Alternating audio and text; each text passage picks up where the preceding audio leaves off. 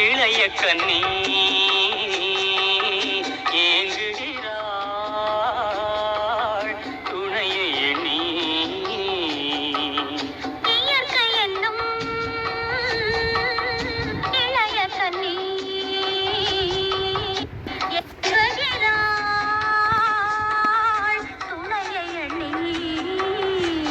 வண்ணமுகம் நீராட பொன்னிறத்து மெல்லிடையில் பூவாட பொட்டு வைத்த வண்ணமுகம் நீராட.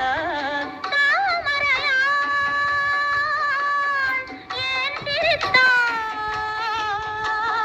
தலைவனுக்கோ தூது விட்டாள். தலையை விரித்து தென்னை போராடுதோ எதனை நினைத்து இளநீராடுதோ.